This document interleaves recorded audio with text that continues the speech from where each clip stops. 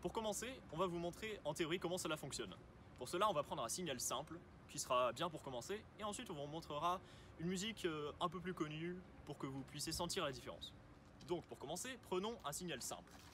En gros, c'est un triangle qui commence à 1 seconde, monte à 2 secondes et s'arrête à 4 secondes.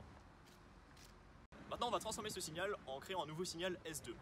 L'équation de S de x sera donc S de x égale S de 2x. Le signal obtenu est le suivant.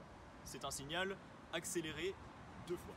On voit donc que ce signal S2 est 2 fois plus rapide, c'est-à-dire il dure 2 fois moins longtemps, mais l'amplitude du signal, c'est-à-dire le volume auquel on l'entend, reste le même. Mais la fréquence change, c'est-à-dire que le signal, vu qu'il est 2 fois plus court, sa période va être 2 fois plus courte et sa fréquence va donc être 2 fois plus grande. Le signal va donc être plus aigu à l'oreille, mais ça vous allez l'entendre avec le deuxième exemple. On va maintenant appliquer cette transformation sur le terme de Darkwater.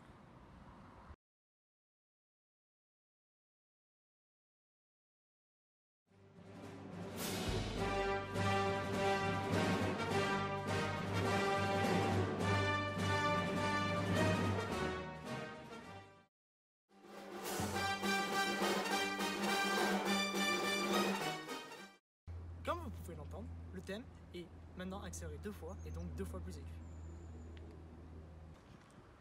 Dans l'opération inverse, on prend le même signal de base, donc ce triangle, et on va diviser l'axe des abscisses par 2.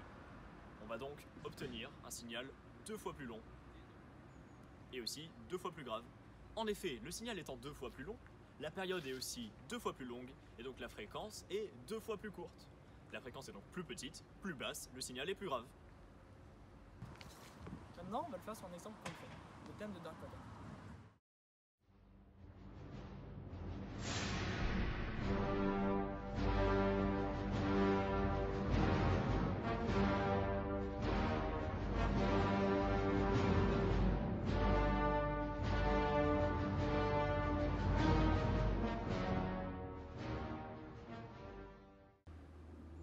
Comme vous pouvez l'entendre, maintenant le thème est 2 fois plus grave et 2 fois plus long.